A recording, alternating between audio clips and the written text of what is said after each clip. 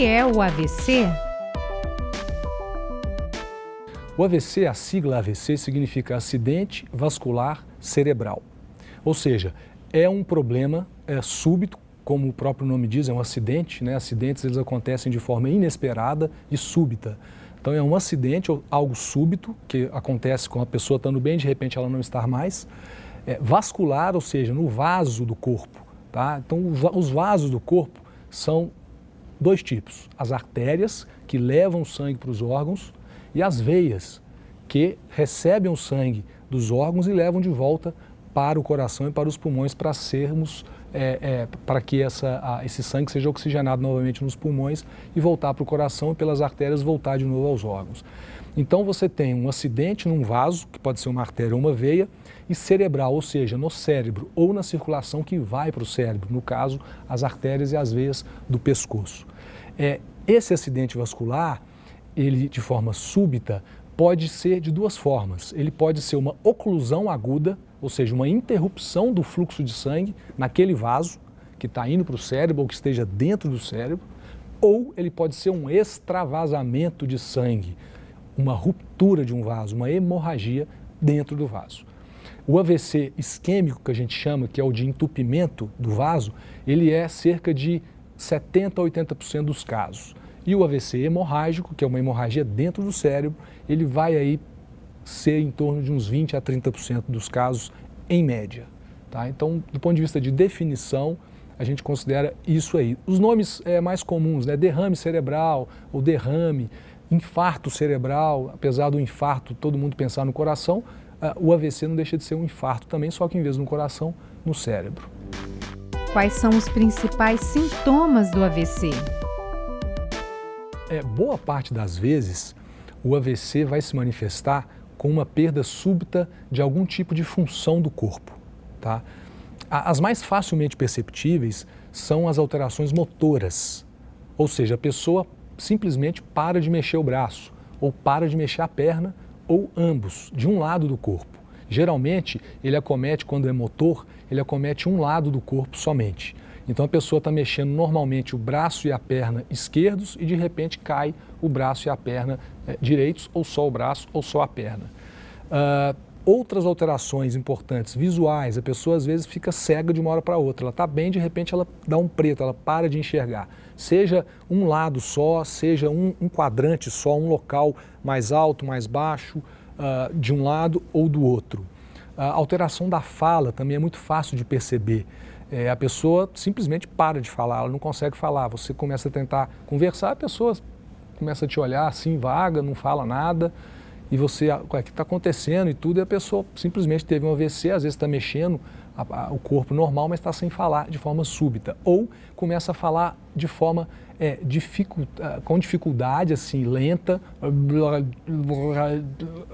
devagar, você não consegue entender o que ela está falando. Ela emite sons, mas você simplesmente não entende.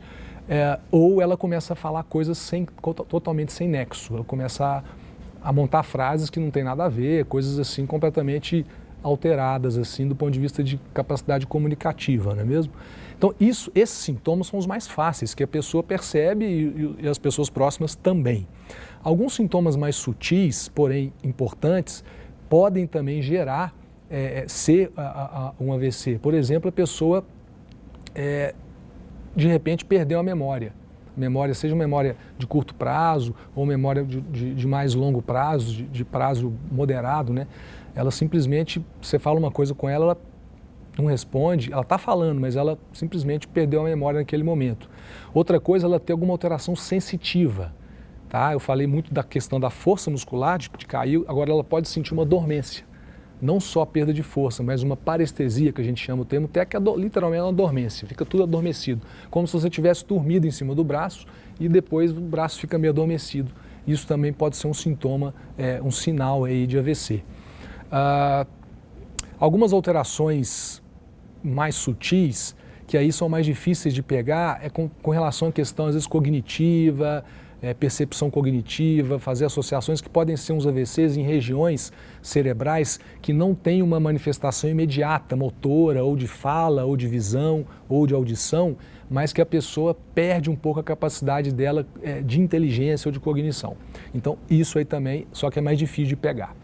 E importante falar também sobre a dor de cabeça, porque parte daqueles AVCs que a gente falou, que são os hemorrágicos, eles geralmente vêm com dor de cabeça. E aí a dor de cabeça forte, intensa, súbita, que pode ou não vir com algum déficit, como eu já falei, ela também deve ser algo de extrema cautela para se levar logo a um hospital, a um pronto-socorro. Então a dor de cabeça é muito importante. Existem alguns casos de AVC isquêmico que podem cursar com dor de cabeça. Nesse caso, seria os AVCs por geralmente dissecção, que eu vou explicar um pouquinho depois das causas das artérias, seja as artérias carótidas, que ficam aqui na frente do pescoço, seja as vertebrais que ficam atrás. E AVCs embólicos, que são, também a gente vai falar um pouquinho mais na frente, são diminutas partículas que passam pela circulação, que são provenientes geralmente do coração, e elas acabam subindo, como se fosse um barquinho que vai subindo e chega no cérebro e entope uma artéria do cérebro. Esses podem, às vezes, também vir com um pouco de dor de cabeça. Em qual momento devo procurar o especialista? O que mais vai fazer com que uma pessoa que esteja tendo um AVC tenha maior possibilidade de sobreviver, de não vir a falecer, e, caso sobreviva, com o mínimo de sequelas possível, é o tempo, a rapidez com a qual ela chega a um hospital, a um pronto-socorro, um pronto-atendimento, que tem a capacidade de tratar aquele evento, aquele AVC. Então isso é extremamente importante. Então eu diria assim, para a população de joseenses, de todo o Vale do Paraíba, de todo mundo, tempo é fundamental para que você salve-se de um AVC e com o mínimo de sequela possível. Ou seja, quanto menos tempo a pessoa chega no hospital, maior a chance dela, uma vez recebendo o tratamento adequado, ela ficar completamente sem sequelas. E cada minuto que passa, a chance dela evoluir mal, seja de falecer ou de ficar com sequelas trágicas, aumenta muito. Então não dá para brincar, não dá para perder tempo, é imediatamente pronto-socorro quando aparecem sintomas desse tipo que a gente falou. Quais são as principais causas do AVC? O AVC, e aí no caso principalmente o isquêmico, eu vou falar primeiro das causas do isquêmico, que é o que entope a artéria, depois a gente vai falar um pouco sobre o hemorrágico. Em termos de causa, a principal causa dos AVCs isquêmicos estão relacionadas com obstrução das artérias causadas por doença aterosclerótica. Tá? O que é a doença aterosclerótica? É uma inflamação na parede das artérias, dos vasos, tá? Das artérias, causado por um processo de degeneração ao longo da vida. E isso tem alguns fatores clássicos que geram esse tipo de problema. Quais sejam? Pressão alta, descontrolada, diabetes ou resistência à insulina ou pré-diabetes, tabagismo, sedentarismo, a obesidade, ela pode não ser um fator isolado, mas ela geralmente está associada a esses outros fatores, níveis de colesterol muito altos ou as partículas específicas de colesterol alteradas de forma desbalanceada, estresse, principalmente o estresse crônico, onde a pessoa está vivendo sobre um nível de estresse muito alto durante algum tempo. Especificamente para o AVC, o alcoolismo, ele é um fator de risco também, tá? No sentido de estar gerando um risco maior de AVC. E a genética, a pessoa que tem histórico na família de pessoas que tiveram AVC, ela tem uma genética mais favorável para desenvolver. Obviamente não é o único fator, todos esses outros que eu falei são até muito mais importantes que a própria genética, mas se a pessoa, além de tê-los, tem a genética, ela tem uma chance maior de ter o AVC também. Existem fatores ou grupos de risco para desenvolver o AVC? Sim. Um dos principais fatores de risco para ter um AVC é já ter tido, porque já mostra que ela tem essas condições às quais eu falei presentes. Só para complementar outras causas de AVC, pessoas que têm problema no coração inchado, ou com uma fibrilação atrial, que é uma arritmia muito frequente na população, quanto mais velha, mais frequente aumenta a chance dela formar aqueles coágulos que eu comentei anteriormente, e se esses coágulos soltarem do coração, eles podem ir alojar no cérebro, gerando aí então um AVC que a gente chama embólico. Outra causa também do AVC é um AVC dentro do cérebro, através de um problema também, uma doença das microarteríolas, ou seja, dos pequenos vasinhos cerebrais dentro do cérebro, que vão se degenerando ao longo da vida das pessoas, e isso acontece mais com as pessoas um pouco mais velhas, mas associados também àqueles fatores de risco, principalmente diabetes, hipertensão arterial, tabagismo também, que é um fator assim fundamental, tanto para obstrução das artérias grandes quanto das pequenas também. É um grande fator de risco. Como é feito o diagnóstico do AVC? O diagnóstico do AVC, uma vez que a pessoa chega no hospital com sintomas sugestivos, a gente faz imediatamente uma análise clínica. Existe um score, que é como se fosse um placar que você faz uma análise item a item e pontua, para saber se o déficit daquela pessoa é um déficit mais importante ou menos importante. E aí você faz um exame de imagem, fundamental fazer esse exame, que é a tomografia computadorizada do crânio. Você faz esse exame para definir se existe uma hemorragia dentro do cérebro ou não. Em não tendo hemorragia, você está diante de um AVC isquêmico, aquele que é o mais frequente, em torno de 80% dos casos. E aí, nesse sentido, você tendo esse diagnóstico, você consegue então propor o tratamento imediato de forma mais ideal. É possível prevenir o AVC? Sim. Como eu falei, né, os fatores de risco principais para os AVCs, eles têm a ver com a contemporaneidade do ser humano, a vida sob o estresse, sob uma alimentação ruim, obesidade, sedentarismo, tabagismo, e aí níveis altos de pressão, alteração na glicose com diabetes, alteração de colesterol. Então, assim, todos esses fatores, que é o que acomete a população como um todo no mundo inteiro, em alguns países mais, outros menos, esses são os fatores, isso é o berço que vai propiciar o AVC surgir em algum momento. Então, a prevenção do AVC, ela é muito na prevenção de uma vida saudável, alimentando-se bem, fazendo atividade física regular, cuidando e gerindo o seu estresse, a forma que você responde aos fatores estressores de uma forma mais assertiva, menos impulsiva, e isso tem muito a ver com a capacidade de autoconhecimento, de evolução, para que você se torne uma pessoa menos reativa, menos impulsiva e que você consiga estar mais atenta àquilo que te estresse, como você pode trabalhar para evitar que esse estresse, que esse estímulo, né, na verdade, te faça tão mal ou não. Tá? Então, basicamente é isso, é alimentar bem, viver de forma ativa, se movendo e fazendo uma adequada gestão do seu estresse. E esses três tripés que eu falo, esses três fatores que fazem parte desse tripé, eles são, digamos, envelopados com o que a gente chama de hábitos saudáveis. Ou seja, é a pessoa criar, ou se não criar, mudar os hábitos de vida ruins dela, o cigarro, a bebida alcoólica em excesso, a obesidade, o sedentarismo, a alimentação inadequada, mudar isso aí para hábitos saudáveis. Então, e esse processo de mudança de hábito que é o que vai girar e fazer uma engrenagem rodar para a pessoa sair do risco do AVC alto e do infarto também, que é parecido, para uma vida com um risco menor, onde ela vai ter esses fatores todos que a gente falou vão diminuir bastante.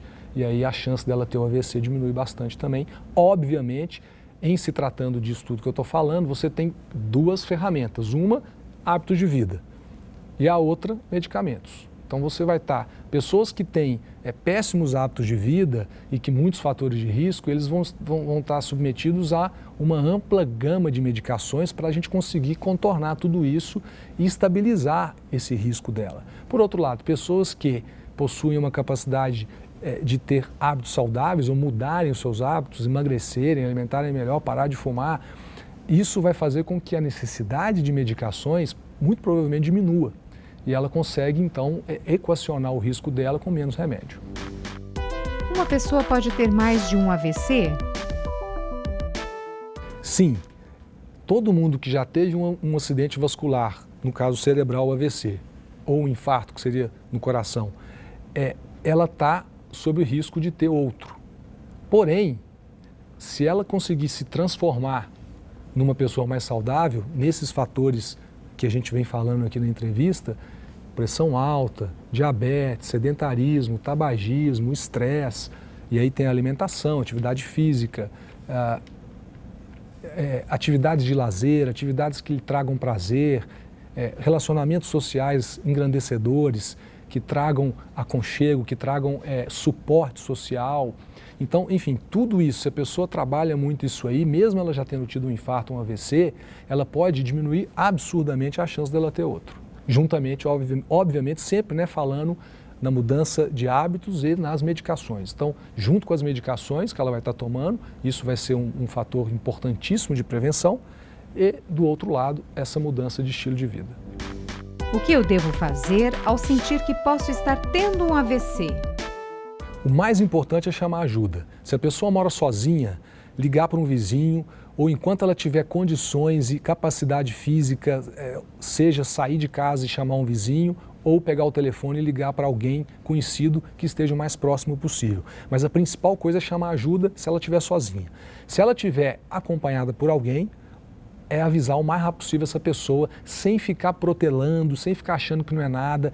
Sintomas, como a gente falou e como a gente mencionou aqui na entrevista, eles são assim, absurdamente graves e precisam ser tratados o mais rápido possível. Então, quanto mais protelar, pior. Então é chamar ajuda. E aí essa ajuda seja a primeira pessoa que vai chegar, e aí é importante, pessoal, porque você pode ser a pessoa que vai estar do lado de uma que acabou de ter o AVC. Então isso é muito importante, presta atenção. A pessoa que está do lado da pessoa que está tendo o sintoma, ela vai acionar imediatamente o SAMU, ou se for uma pessoa que tem um convênio e tudo, e tem um telefone rápido de um serviço de ambulância, chamar essa ambulância o mais rápido possível, porque o mais seguro é ela ser transportada de forma mais rápida possível para o hospital mais próximo. Quais são os principais tratamentos para o AVC? Primeira coisa, uma vez que você fez o diagnóstico no hospital, com aquela escala que eu disse e o exame de imagem, você então definiu que é um AVC, no caso isquêmico inicialmente, a gente hoje tem uma possibilidade de tratamento que até 10 anos atrás era raro você conseguir, e hoje é algo muito institucionalizado em vários hospitais, inclusive aqui de São José. Tanto hospitais públicos quanto privados já possuem esse tratamento, que é a utilização do trombolítico. O que é o trombolítico? É uma medicação que ele dissolve o coágulo que entupiu a artéria do cérebro. Tá? Esse trombolítico ele precisa ser administrado o quanto antes, e ele só vai ser administrado em hospitais que têm capacidade técnica para fazê-lo, porque ele não é isento de riscos. Qual que é o risco do trombolítico? Fazer uma hemorragia dentro do cérebro. Então, quando existe uma equipe já institucional em cada pronto-socorro, em cada hospital, de neurologistas, intensivistas, médicos emergencistas, radiologistas, que já estão habilitados nesse protocolo de atendimento do paciente com AVC isquêmico agudo, esse paciente vai ser o mais rápido possível trombolizado, ou seja, vai receber esse trombolítico. E aí a chance dele evoluir com ou cura completa do déficit ou uma diminuição imensa do nível de sequela é muito grande. Quais são as possíveis sequelas do AVC? O AVC ele vai gerar sequela a depender de qual localização do cérebro ele acometeu. Então, por exemplo, se foi um local da fala, existe uma área no cérebro responsável por fazer com que nós consigamos falar. Se o AVC foi lá, a pessoa fica sem falar e ela vai ficar sem falar para o resto da vida. Se ela não for tratada de forma pronta com trombolítico, isso vai fazer com que ela tenha essa sequela, a gente chama isso de afasia. E aí ela, infelizmente, não vai conseguir mais se comunicar verbalmente. Ela pode conseguir comunicar através da escrita, através de sinais, mas infelizmente ela não vai conseguir falar. Pode ser que a pessoa tenha um acometimento na região motora, seja do lado inteiro do corpo, direito ou esquerdo, seja só do braço, só da perna. E ela vai ficar então sem conseguir mexer esse braço, vai ficar duro e não consegue ter movimentos finos. Às vezes ela consegue mexer mais que só o ombro assim em cima. A perna é a mesma coisa. Ela não vai conseguir mais fazer movimentos com a perna, com o pé, né, movimentos finos. Ela vai conseguir mexer o tronco, julgar a perna. A perna vai funcionar como sendo uma própria bengala dela, mas não mais como uma perna que seja capaz de fazer todos os movimentos finos. Pode acontecer dela ter um déficit visual, ela ficar parcialmente cega. Pode acontecer dela ter um déficit auditivo, Pode acontecer dela ter um déficit de deglutição, dela ter dificuldade para engolir mesmo, a ponto de ter que, às vezes, impedir que ela coma, porque como ela vai estar com dificuldade de engolir, se ela tenta comer alguma coisa, ela aspira essa alimentação para os pulmões e faz uma pneumonia. Então, isso pode acontecer também. E podemos também ter déficits mais sutis, como de memória. Existem casos de AVCs que a pessoa perde completamente a memória recente, e aí ela fica o tempo inteiro tentando lembrar daquilo que ela acabou de fazer, ela simplesmente esquece, e você tem que ficar lembrando ela a todo momento. E déficits cognitivos outros, né? Dificuldade para fazer cálculo, dificuldade para formar pensamentos, raciocínios lógicos que estão relacionados com aspectos temporais, programação futura de coisas, de eventos.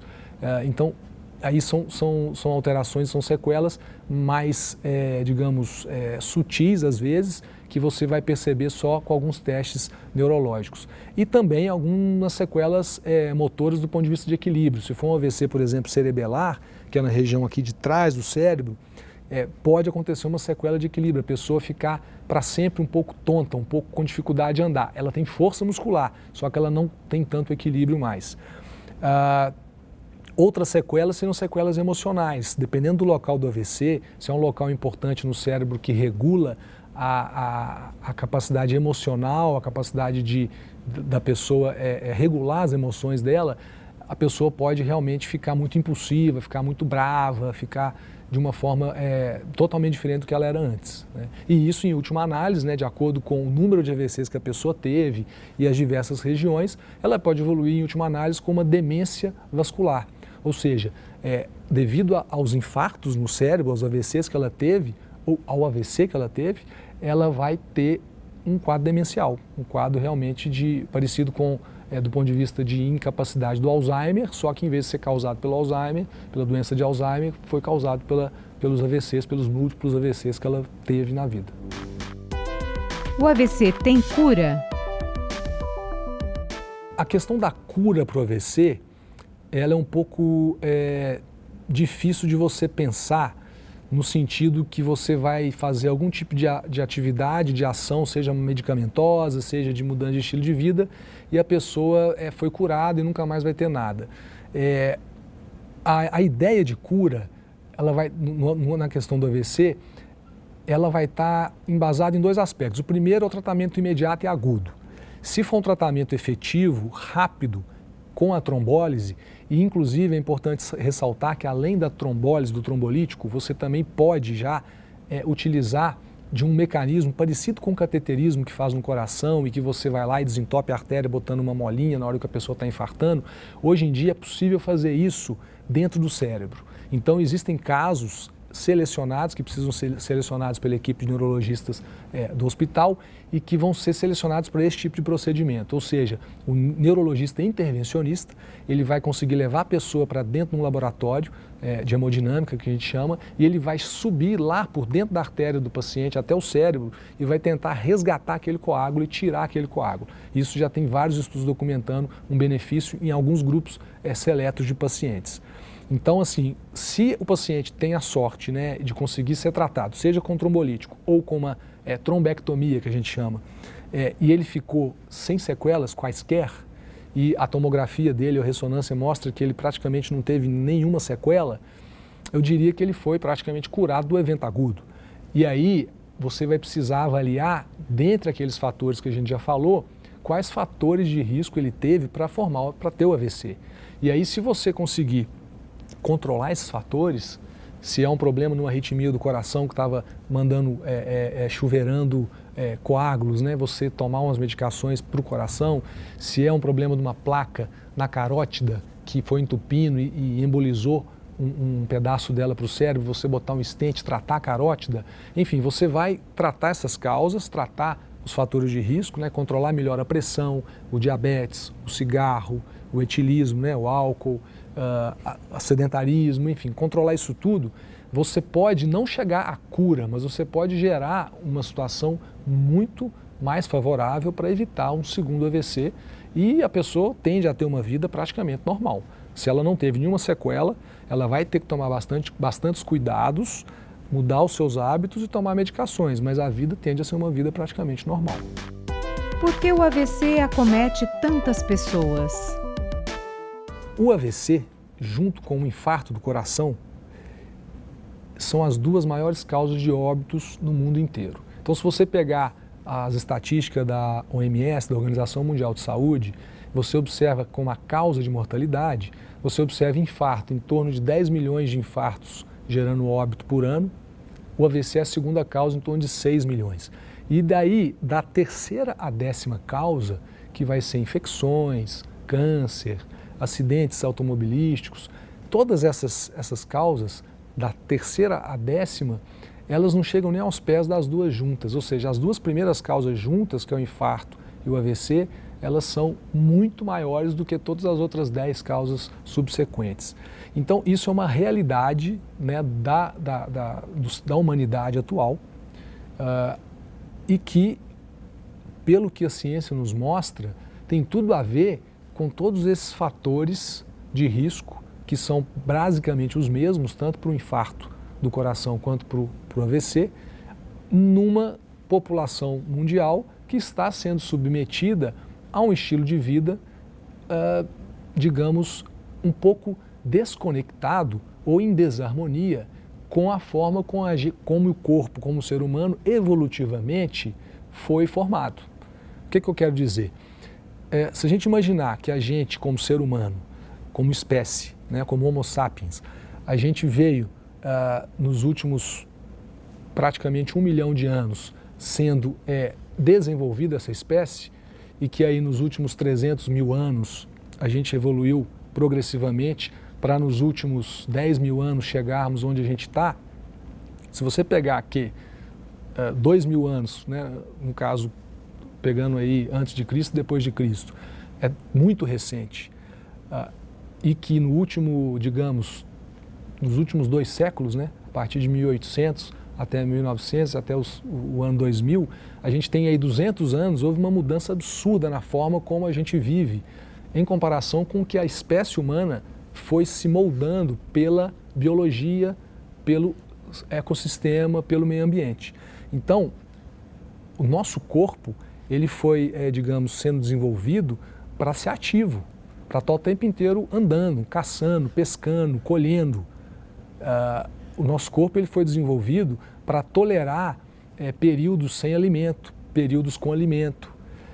E aí a gente entra numa situação onde a gente não anda mais, não se move mais e acaba se alimentando de forma muito maior, com muito mais quantidade do que antes, e alimentos muito processados, extremamente processados, ou seja, industrializados e ultraprocessados. Então, coisa que o nosso corpo foi desenvolvido para quebrar, para digerir alimentos complexos, né, que é o alimento de verdade, que é as verduras, frutas, legumes, carnes, peixes, enfim, ovos, e você começa a viver numa vida estressante, onde a pessoa está o tempo inteiro com medo de alguma coisa, seja de ser assaltada, de ter um problema, de perder o emprego, de ter uma doença, essa coisa do medo, né? Viver sob essa questão toda do medo.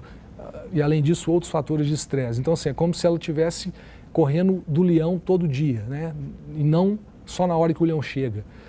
Comendo muito mais do que ela precisa, alimentos muito mais industrializados, fumando, parada, sem correr, sem andar, sem caminhar, sem fazer nenhum tipo de atividade física. O mundo inteiro está assim.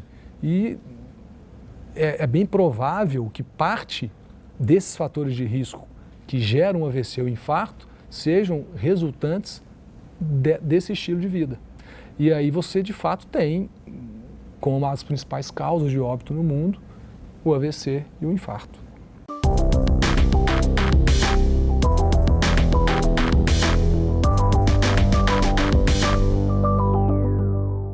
E para você que acompanha os nossos programas e gosta de estar por dentro dos assuntos da cidade e também do trabalho dos vereadores, se inscreva no nosso canal e confira tudo o que acontece aqui na TV Câmara. E se você gostou do nosso conteúdo, não esqueça de curtir nossos vídeos. Deixe aqui o seu like. Deixe o seu comentário e ative o sininho para ser avisado de todas as novidades.